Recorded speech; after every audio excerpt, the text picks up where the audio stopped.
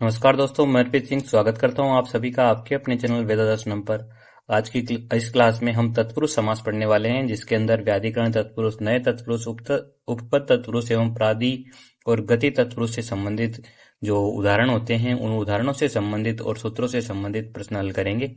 चलिए हमारा पहला प्रश्न शुरू करते हैं। चोरभयम् इत्यत्र कै समासः अस्ति? चोरभयम् में कौन सा समास है? द्वितीय तत्पुरुष, चतुर्थी तत्पुरुष, पंचमी तत्पुरुष या सप्तमी तत्पुरुष? देखिए, चोरभयम् का जो समास विग्रह होता है वो होता है चोरात भयम्। यहाँ पे चोरात में जो है पंचमी सूत्र है, पंचमी व्यक्ति है, तो यहाँ पर पंचमी भयेन जो सूत्र है उस सूत्र से भय, भीति, भी आदि शब्दों के योग में पंचमी तत्पुरुष समास होता है। तो यहाँ पर भय शब्द आया, इसलिए इसमें कौन सा समास हो जाएगा? पंचमी तत्पुरुष। तो ऑप्शन 3 यहाँ बिल्कुल सही हो जाएगा। ठीक है। सेकंड ग्रेड की एग्जाम 2018 और 2022 में भी इसी तरह समस्त पद दे करके उसमें प्रयुक्त जो तत्पुरुष के भेद हैं, विभक्तियां हैं, वो पूछे गए थे। अगला प्रश्न, प्रश्न नंबर 2।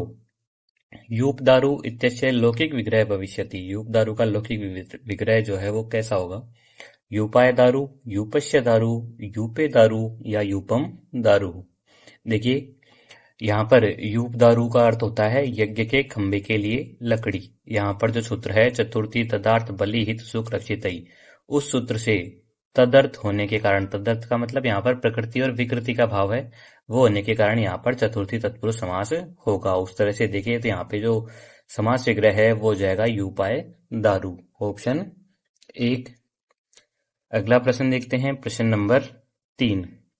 नखै निर्भिन्न इत्यत्र समास विधायकम सूत्रम किम? नखै निर्भिन्न में समास कौन से सूत्र से हुआ है? तृतीया तत्कृतार्थेन गुणवचनेन, कर्तरीकरणे कृता बहुलम, पंचमी भयेन अथवा सप्तमी सोंडई? देखिए, नखै निर्भिन्न, यहाँ पर नख निर्भिन्न जो बनेगा वो नख जो है इसमें करण है और निर्भिन्न जो है वो कृदंत पद होगा, अर्थात यहाँ पर जो कर्तरीकरणे कृता बहुलम सूत्र है वो प्रयुक्त हुआ है। तो यहाँ पर जो ऑप्शन 2 है ये बिल्कुल सही हो जाएगा। अगला प्रश्न, प्रश्न नंबर 4। गोहितम इत्यस्य विग्रह अस्ति। गोहितम का विग्रह क्या होगा? गवे हितम, गोभ्य हितम, गवाम हितम या गवी हितम? देखिए, यहाँ पर भी चतुर्थी तदार्थ बलि हित सुरक्षित सूत्र जो है वो लगेगा, उससे हित शब्द के योग में चतुर्थी विभक्ति होगी, और यहाँ पर जो विग्रह था वो था गोभ्य हितम, जो कि ऑप्शन 2 में है। तो ऑप्शन 2 यहाँ बिल्कुल सही हो जाएगा। अगला प्रश्न, प्रश्न नंबर 5। स्तोकान्मुक्त है इत्यत्र पूर्व पदस्य विभक्ति लोप है किमर्थम न अभवत्? स्तोकान्मुक्त में जो पूर्व पद है उसकी विभक्ति का लोप क्यों नहीं हुआ, ये पूछा गया है। ऑप्शंस देखते हैं। एलुक समासत्वात्, नए समासत्वात्, प्रादि समासत्वात् अथवा उपपद समासत्वात्। देखिए, यहाँ पर पंचम्या स्तोकादिव्य जो सूत्र है उसके अनुसार स्तोक, अस्तिक, दूर और कृत शब्दों के साथ में पंचमी व्यक्ति का लोप नहीं होता, और लोप नहीं होने के कारण इसको हम एलुक तत्पुरुष समास कहते हैं। यहाँ पर जो है स्तोक शब्द आ रहा है, उस कारण जो विभक्ति है उसका लोप नहीं हुआ, और यहाँ पर कौन सा समास होगा? एलुक समास। तो ऑप्शन 1 बिल्कुल सही हो जाएगा। अगला प्रश्न, प्रश्न नंबर 6। कृष्णाश्रित इत्यत्र कै समास है? कृष्णाश्रित में कौन सा समास होगा? द्वितीय तत्पुरुष, तृतीय तत्पुरुष, चतुर्थी तत्पुरुष, षष्ठी तत्पुरुष? देखिए, द्वितीय तत्पुरुष जो समास है वो यहाँ पर होगा, ऑप्शन 1। यहाँ पर कृष्णम श्रित है, ये विग्रह था, इससे मिलकर के कृष्णाश्रित है ये शब्द बनेगा, और जो सूत्र है वो लगेगा द्वितीय श्रित अतीत पतित गतात्यस्त प्राप्ता पर नहीं। अगला प्रश्न, प्रश्न नंबर 7। शर्करा खंड इत्यस्य विग्रह कै? शर्करा खंड का विग्रह क्या होगा? शर्कराया खंड, शर्करायाम खंड, शर्करया खंड या शर्करा खंड? देखिए, यहाँ पर शर्करया कृत खंड है, शर्करा खंड है, ये विग्रह रहेगा। तो यहाँ पर जो ऑप्शन 3 है शर्करया खंड है, ये बिल्कुल सत्य हो जाएगा। यहाँ पर जो सूत्र है वो लगा है तृतीया तत्कृतारेण गुणवचनेन, इस सूत्र से यहाँ पर तृतीया तत्पुरुष समास हुआ है, ध्यान रखिएगा। अगला प्रश्न, प्रश्न नंबर 8। रंधन स्थाली इत्यत्र समासः किमर्थम न जायते? रंधन स्थाली में समास क्यों नहीं हुआ? उत्तर पदस्य भावात्, प्रकृति विकृति भाव भावात्, क्रिया योगा भावात् अथवा अव्ययत्वात्? देखिए, यहाँ पर भी जो चतुर्थी तदार्थ बलि हित सुरक्षित सूत्र था उस सूत्र के अनुसार चतुर्थी तत्पुरुष वहीं होता है जहां पर प्रकृति और विकृति भाव हो। जैसे यूप दारू, वहां पर प्रकृति विकृति भाव था, लेकिन यहाँ पर रंधन स्थाली में स्थाली जो है वो बर्तन है और रंधन जो है वो पकाने की विधि है, तो उस तरह से यहाँ पे विकृति उत्पन्न नहीं हुई, तो यहाँ पर जो है समास नहीं होगा, जो कि ऑप्शन 2 सही हो जाएगा। यहाँ प्रकृति विकृति भाव भावात। अगला प्रश्न, प्रश्न नंबर 9। वृक्क भीतय इत्यत्र समास विधायकम सूत्रम वर्तते। वृक्क भीतय में समास विधायक सूत्र कौन सा होगा? वित्रार्थे पंचमी, पंचमी भयेन, अपादाने पंचमी, अथवा ध्रुव अपाये अपादानम। देखिए, वृक्क भीतय यहाँ पर भेड़िए से डरा हुआ भय का जो बात है वो की जा रही है, तो पंचमी भयन सूत्र जो है उससे भयवाचक शब्दों के साथ में पंचमी तत्पुरुष समास होता है। तो इस तरह से यहाँ पे जो ऑप्शन 2 है पंचमी भयन, ये बिल्कुल सही हो जाएगा। अगला प्रश्न, प्रश्न नंबर 10। अक्ष शौंड है इत्यत्र विग्रह अस्ति। अक्ष शौंड में विग्रह क्या होगा? यहाँ पर जो सप्तमी शौंडई सूत्र है उससे शौंड धूर्त कुशल आदि शब्दों के साथ में सप्तमी तत्पुरुष समास होता है, तो यहाँ पर जो है अक्षेषु शौंड है, ये समास विग्रह रहेगा। तो इसमें जो ऑप्शन 3 है ये बिल्कुल सही हो जाएगा। और अक्षेषु शौंड का अर्थ होता है जुए में चतुर। ये जो प्रश्न है वो 2018 में सेकंड ग्रेड के एग्जाम में पूछा जा चुका है। बहुवचनांत सप्तमी के प्रयोग से संबंधित विग्रह पूछा गया था यहाँ पर। अगला प्रश्न, प्रश्न नंबर 11 है। राजपुरुष है इत्यस्य अलौकिक विग्रह क्या है? राजपुरुष का अलौकिक विग्रह क्या होगा? राजन गस पुरुष सु, राजन सी पुरुष सु, राज्ञ पुरुष है, अथवा राजन गी पुरुष सु। देखिए, राज्ञ पुरुष है जो है वो यहाँ पर लौकिक विग्रह रहेगा, जबकि अगर हम व्याकरणिक प्रक्रिया में देखें तो राजन गस और पुरुष सु ये अलौकिक विग्रह होगा। तो यहाँ पर जो ऑप्शन 1 है राजन गस पुरुष सु, ये बिल्कुल सही होगा। ठीक है, यहाँ पर जो सूत्र है वो कौन सा लगा ये भी ध्यान रखिएगा, यहाँ पर षष्ठी सूत्र लगा है। अगला प्रश्न, प्रश्न नंबर 12 है। सुमेलितम कुरुतः, मिलान करना है। एक तरफ हमको सूत्र दिए गए हैं, दूसरी तरफ उनके एग्जाम्पल और जो उदाहरण हैं वो दिए गए हैं, इनका हमें मिलान करना है। देखिए, पंचमी भयन जो है इसका उदाहरण हो जाएगा वृक्क भीतय, क्योंकि भय शब्द के युग में यहाँ पर पंचमी विभक्ति होती है, पंचमी तत्पुरुष होता है। कर्तरी करणे कृता बहुलम, इसका उदाहरण हो जाएगा हरित रात है, हरिणात रात है, इसका संधि वो रहता है समास विग्रह।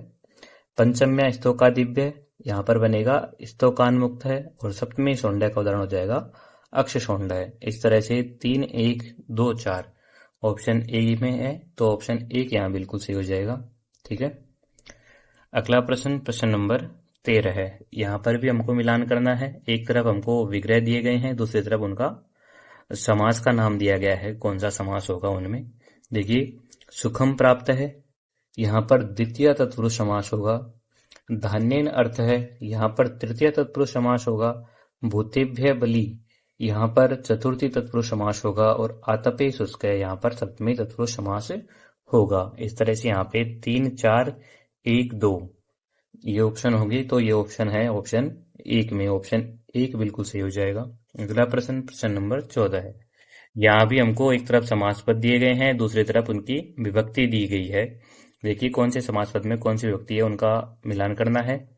तो संशयापन्न है, इसमें द्वितीय विभक्ति है।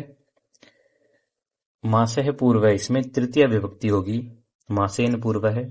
और आत्मरहस्यम, इसमें षष्ठी विभक्ति होगी। और वाक्पटु में सप्तमी विभक्ति होगी। इस तरह से 3, 4, 1, 2 ये ऑप्शन ए में है, तो ऑप्शन 1 यहाँ बिल्कुल सत्य हो जाएगा।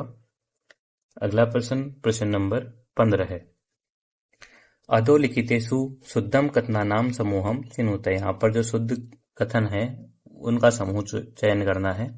द्वितीय श्री सूत्रे मुक्त शब्दस्य पाठः अस्ति, पंचमी भयन इति सूत्रे भी शब्दस्य अपि ग्रहणम भवति, यूप दारु इत्यत्र षष्ठी तत्पुरुष अस्ति, अक्ष शौंडः इत्यत्र सप्तमी तत्पुरुष अस्ति।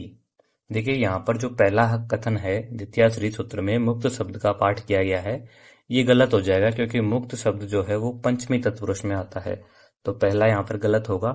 दूसरा कथन जो है वो बिल्कुल सही होगा, यहाँ पर पंचमी भयन सूत्र में भी शब्द का भी ग्रहण किया जाता है। और तीसरा कथन है ये भी असत्य हो जाएगा, क्योंकि यूप दारू जो है उसमें षष्ठी तत्पुरुष नहीं होकर के कौन सा होगा, चतुर्थी तत्पुरुष होगा। चौथा कथन बिल्कुल सत्य होगा क्योंकि अक्षसौंडय में सप्तमी तत्पुरुष है। इस तरह से यहाँ पे हमसे शुद्ध कथनों का चयन पूछा है, तो दूसरा और चौथा कथन जो है वो शुद्ध होंगे, जो कि ऑप्शन 2 में है।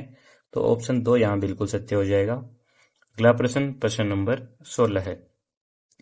द्वितीय तत्पुरुष समासस्य संदर्भे असत्यम कथनम वर्ते। द्वितीय तत्पुरुष समास के संदर्भ में असत्य कथन का चयन करना है। श्रीत अतीत पतित सप्ताह अस्मिन् समासे भवन्ति। ग्रामं गमि इत्यत्र द्वितीय तत्पुरुषः अस्ति। सुख प्राप्त इत्यत्र समस्तपदे सुखस्य द्वितीया लोपः भवति। नख विन्नय द्वितीय तत्पुरुषस्य उदाहरणम अस्ति। देखिए यहाँ पर जो चौथा ऑप्शन है वो गलत होगा, क्योंकि नख भिन्नय जो है वो तृतीय तत्पुरुष है, नखई भिन्नय। बाकी के सारे जो कथन है वो द्वितीय तत्पुरुष के संबंध में बिल्कुल सत्य होंगे। तो ऑप्शन 4 जो है वो यहाँ पर असत्य होगा द्वितीय तत्पुरुष के संबंध में, क्योंकि इसमें तृतीय तत्पुरुष है, ना कि द्वितीय तत्पुरुष। अगला प्रश्न, प्रश्न नंबर 17 है।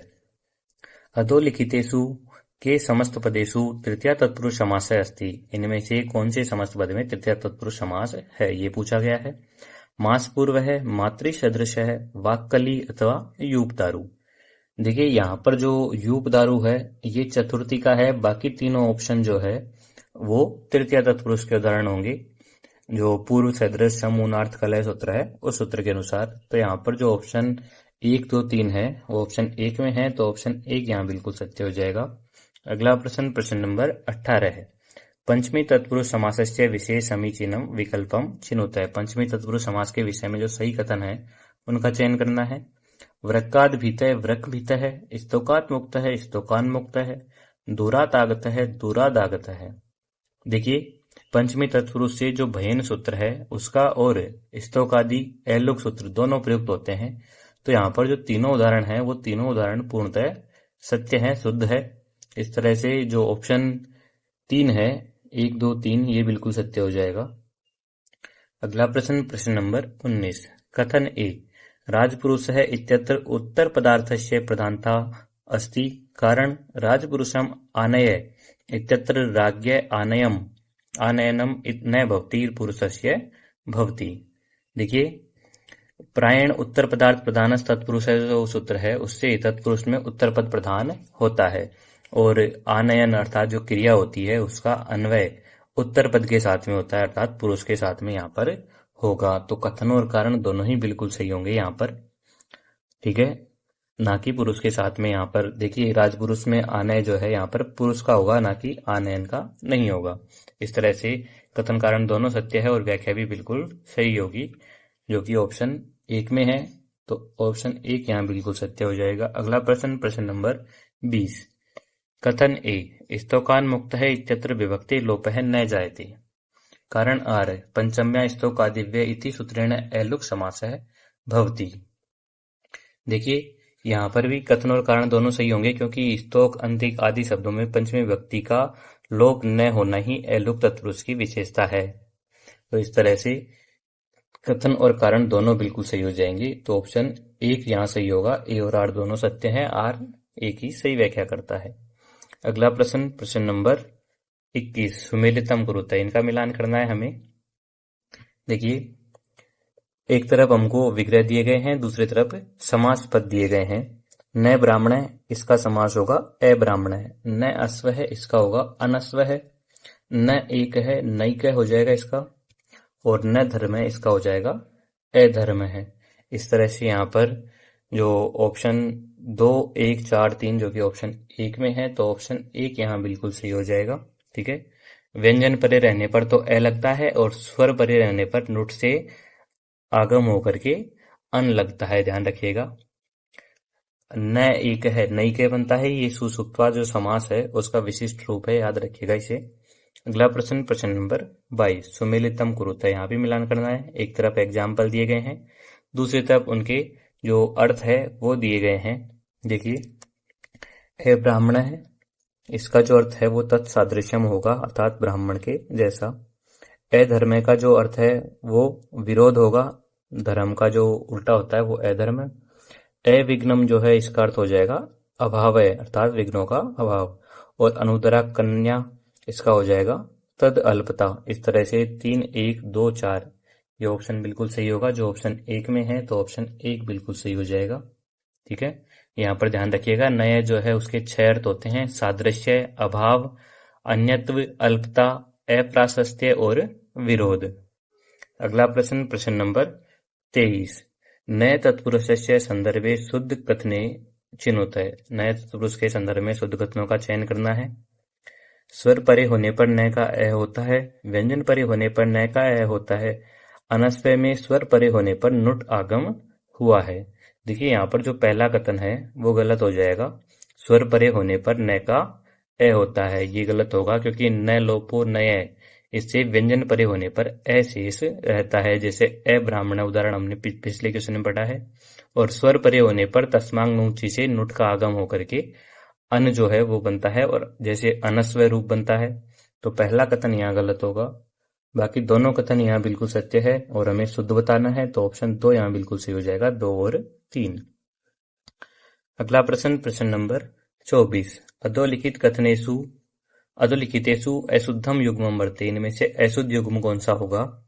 न उपस्थित है, अनुपस्थित है, न ऋत है, ऐन्द्रित है, न सत, असत, न अस्वय, अस्वय।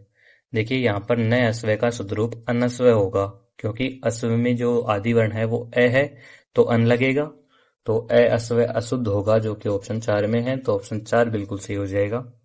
अगला प्रश्न, प्रश्न नंबर 25। अब्राह्मण है इत्यस्य लौकिक विग्रह क्या है? अब्राह्मण का लौकिक विग्रह क्या होगा? अब्राह्मण, न ब्राह्मण है, नया ब्राह्मण है, या ब्राह्मणस्य अभाव है। देखिए न ब्राह्मण यहाँ पर ब्राह्मण से भिन्न व्यक्ति का बोध है, तो न लोपो नए सूत्र से यहाँ पर समास होता है, तो ऑप्शन 2 यहाँ बिल्कुल सही होगा, न ब्राह्मण है, ये इसका लौकिक विग्रह रहेगा। अगला प्रश्न देखिए, प्रश्न नंबर 26। नुट आगम कस्मिन सूत्रे विधीयते, नुट आगम कौन से सूत्र से होता है? न लोपो नय, तस्मान नुंची, उपपद मतिंग अथवा कुगति प्रादय। देखिए नए तत्पुरुष में न के अशेष रहने के बाद में यदि उत्तर पद का आदि वर्ण जो है वो स्वर हो, अच हो, तो तस्मान नुंची जो सूत्र है उससे नुट का आगम होकर के अन बनता है। इस तरह से यहाँ पे तस्मान नुंची जो है वो बिल्कुल सही हो जाएगा, ऑप्शन बी। अगला प्रश्न, प्रश्न नंबर 27। नैक है इत्यत्र क समास है, नैके में कौन सा समास है? केवल समास, नए तत्पुरुष, अव्ययी भाव अथवा बहुव्रीहि।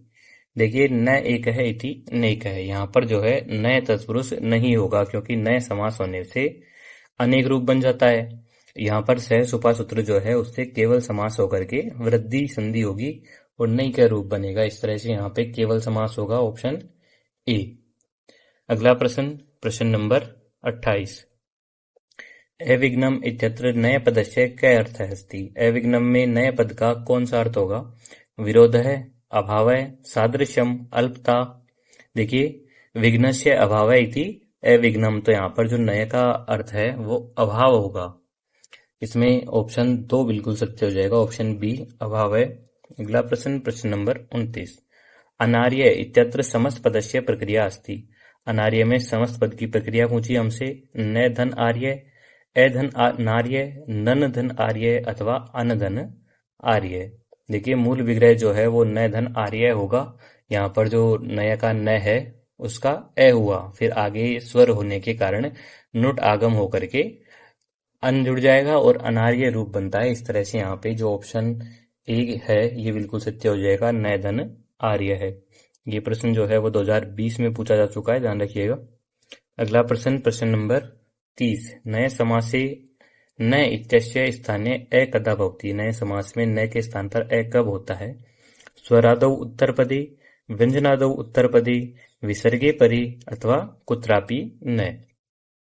देखिए न लोपो नए सूत्र के अनुसार नए का जो न है उसका लोप होकर के केवल अ होता है, और वो तभी शेष रहता है जब उत्तर पद का आदि वर्ण व्यंजन हो, जैसे अब्राह्मणे में ब आ रहा था, तो ऑप्शन 2 जो है यहाँ बिल्कुल सही हो जाएगा, व्यंजनादौ उत्तर पदे, व्यंजन उत्तर पद में रहने के कारण।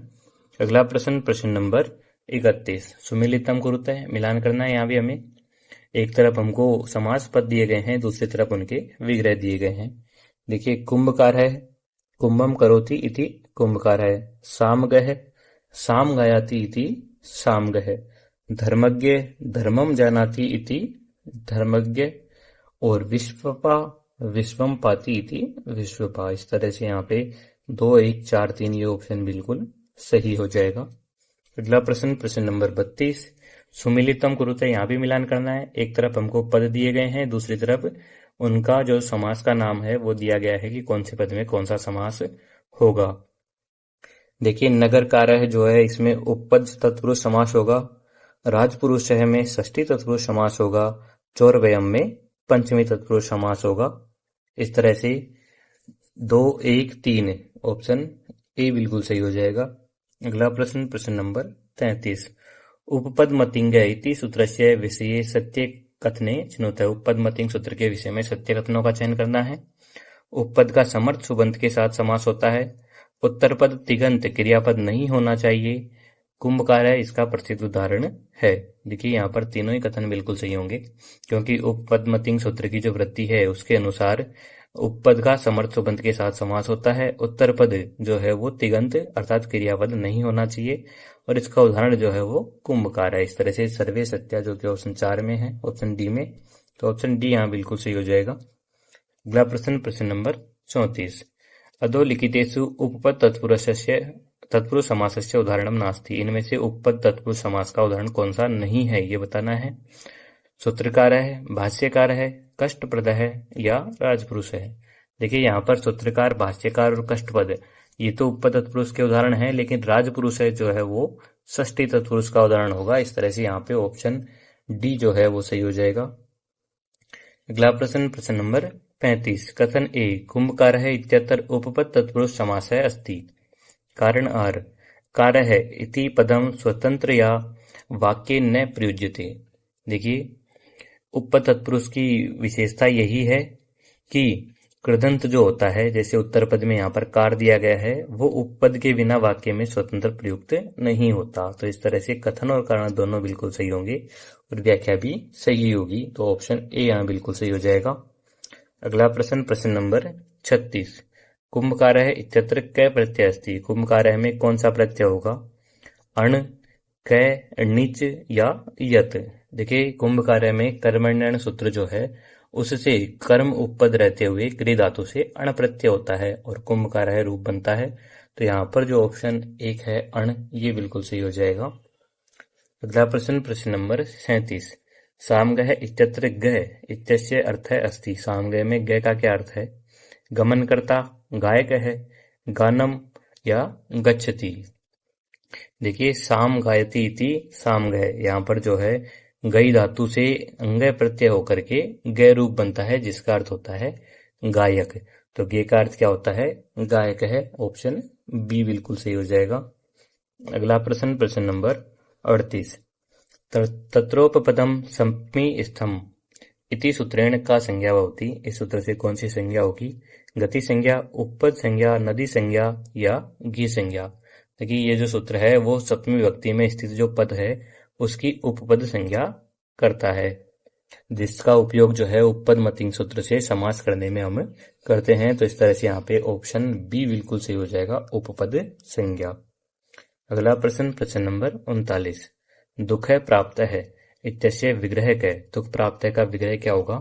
दुखम प्राप्त है, दुखात प्राप्त है, दुखस्य प्राप्त है या दुखेन प्राप्त है।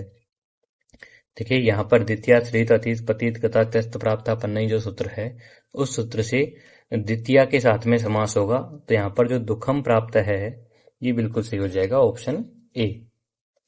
अगला प्रश्न, प्रश्न नंबर 40।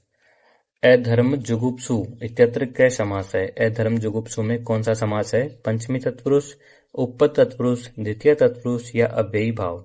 देखिए, अधर्म जुगुप्सु इस अर्थ में अधर्म जुगुप्सु रूप बनेगा, अधर्मात् रहेगा यहाँ पर। इस तरह से यहाँ पे द्वितीय तत्पुरुष के रूप में जो ऑप्शन 1 है पंचमी तत्पुरुष, ये बिल्कुल सही हो जाएगा। ठीक है। अगला प्रश्न, जुगुप्सा के योग में पंचमी होती है, ध्यान रखिएगा। अगला प्रश्न देखिए, प्रश्न नंबर 41। सुमेलितम कुरुतः, मिलान करना है। एक तरफ हमको विग्रह दिए गए हैं, दूसरी तरफ उनके समास पद दिए गए हैं। देखिए, प्रगत है आचार्य, यहाँ बनेगा रूप प्राचार्य है। कुत्सित है पुरुष है, कुपुरुष है। उरी कृत्वा उरी कृत्य है और ईशत उष्णम कद उष्णम बनेगा। इस तरह से यहाँ पर 2, 4, 1, 3 ऑप्शन ए जो है यहाँ बिल्कुल सही हो जाएगा। अगला प्रश्न, प्रश्न नंबर 42। अधोलिखितेषु शुद्ध कथनानाम समूह चिनोतय। इनमें से जो शुद्ध कथन है उनका समूह का चयन करना है। प्राचार्य है इत्यत्र अव्ययी भाव समास अस्ति। प्राचार्य में अव्ययी भाव समास है। उरीकृत्य इत्यत्र गति तत्पुरुष अस्ति। और कु शब्द के स्थान पर स्वर होने पर कत आदेश होता है। देखिए, प्राचार्य जो है वहां पर अव्ययी भाव समास नहीं होगा, वहां पर कौन सा होगा, प्राधि तत्पुरुष समास होगा। तो पहला कथन बिल्कुल गलत है। उसके अलावा को कत तत्पुरुष से अची सूत्र से स्वर परे रहने पर कत आदेश होता है, ये बिल्कुल सही रहेगा। और संधि होकर ये कद रूप बनता है, तो कथन दूसरा भी बिल्कुल सही होगा। यहाँ पर उरी कृत्य में गति तत्पुरुष समास है। इस तरह से 2 और 3 बिल्कुल सही होंगे, ऑप्शन बी सही हो जाएगा। अगला प्रश्न देखिए, प्रश्न नंबर 43। कु शब्दस्य स्थाने कदा कद आदेश भवति। कु शब्द के स्थान पर कद आदेश कब होता है, रथ और वध शब्द आगे होने पर या उष्ण शब्द आगे होने पर। देखिए, दोनों ही कथन बिल्कुल सही होंगे। यहाँ पर रथवध से सूत्र जो है उससे रथ और वध होने पर जो है, रथ और वध होने पर, तथा कवोष्ण जो सूत्र है उससे उष्ण शब्द परे होने पर विकल्प से कदुष्णम से कद आदेश होता है। इस तरह से यहाँ पे दोनों कथन सही होंगे, तो ऑप्शन 3 बिल्कुल सही हो जाएगा। अगला प्रश्न, प्रश्न नंबर 44। कथन ए, उरी कृत्य इत्यत्र कत्वा प्रत्यय स्थाने ल्यप भवति। कारण गति समासे उपसर्गादि योगे कत्वा इत्यस्य ल्यप आदेश है विधीयते। देखिए, यहाँ पर भी दोनों कथन और कारण सही होंगे, क्योंकि समासे अनय पूर्वे कत्व ल्यप सूत्र जो है उससे उरी के समास होने के कारण जो कत्वा है उसको ल्यप का आदेश हो जाता है। तो ऑप्शन 1 बिल्कुल सही होगा। ए और आर दोनों सत्य है, आर एक ही सही व्याख्या करता है। अगला प्रश्न, प्रश्न नंबर 45। कथन ए, प्राचार्य इत्यत्र पूर्व पदस्य प्रधानता दृश्यते। कारण कुगति प्रादय इति सूत्रेण अत्र प्रादि तत्पुरुष अस्ति। देखिए, प्राचार्य जो है वहां पर पूर्व पद की प्रधानता होगी या नहीं होगी। इसके अलावा प्राचार्य एक तत्पुरुष समास से ही ध्यान रखिएगा, और तत्पुरुष में जो है प्राय उत्तर पद की प्रधानता होती है, ना कि पूर्व पद की। तो कथन जो है वो यहाँ हमारा गलत हो जाएगा। और कारण जो है उसमें कहा गया है कुगति प्रादय इति सूत्रेण अत्र प्रादि तत्पुरुष अस्ति, ये बिल्कुल सही होगा। तो कथन गलत है, कारण सही है, ऑप्शन 4 सही हो जाएगा। यहाँ पर ए असत्य परंतु आर सत्य है। अगला प्रश्न, प्रश्न नंबर 46। कदुष्णम इत्यस्य कति रूपाणि भवन्ति। कदुष्णम के कितने रूप होते हैं, एकम द्वे त्रीणि चत्वारि। देखिए, कवोष्णोष्णे सूत्र है उससे ईसत उष्ण अर्थ में 3 रूप बनते हैं। एक बनता है कदुष्णम, ठीक है, कदुष्णम। दूसरा बनता है कोष्णम, और तीसरा बनता है कवोष्णम, ठीक है। इस तरह से 3 रूप यहाँ पर बनते हैं, तो ऑप्शन सी सही हो जाएगा यहाँ पर, त्रीणी, ठीक है। 2018 में ये प्रश्न पूछा गया था। अगला प्रश्न, प्रश्न नंबर 47। किन राजा इत्यत्र किम शब्द कस्मिन अर्थे प्रयुक्त है। किन राजा में किम शब्द जो है उसका प्रयोग किस अर्थ में हुआ है, प्रश्ने, क्षेपे, विस्मये अथवा संबोधने। देखिए, यहाँ पर किन राजा का जो विग्रह है वो होता है कुत्सित है राजा। यहाँ पर जो किम क्षेपे सूत्र है उससे निंदा के अर्थ में किम शब्द का समास होता है। तो यहाँ पर निंदा जो है वो क्षेपे हो जाएगा, बिल्कुल सही। ऑप्शन बी यहाँ से हो जाएगा, क्षेपे। क्षेपे की जगह निंदायाम भी हो सकता है, ध्यान रखिए दोनों का अर्थ एक ही होता है, ठीक है, क्षेपे और निंदायाम। अगला प्रश्न, प्रश्न नंबर 48। युवक खलती इत्यत्र कै समास है। युवक खलती में कौन सा समास होगा, षष्ठी तत्पुरुष, विशेषण पूर्व पद कर्मधारय, नए तत्पुरुष या उपपद तत्पुरुष। देखिए, यहाँ पर युवा चय असौ खलती चय ये समास विग्रह होगा, और यहाँ पर युवा खलती फलित वलित जरती भी जो सूत्र है उससे कर्मधारय समास होता है, और युवा शब्द में विशेष्य होने पर भी पूर्व प्रयोग होता है। तो इस तरह से ये एक अपवाद भी है। तो यहाँ पर जो ऑप्शन 2 है, विशेषण पूर्व पद कर्मधारय अपवाद है, ये बिल्कुल सही हो जाएगा। अगला प्रश्न, प्रश्न नंबर 49। गो गर्भिणी इत्यस्य विग्रह कै। गो गर्भिणी का विग्रह क्या होगा, गर्भिणी गो, गो गर्भिणी, गवी गर्भिणी या गवाम गर्भिणी।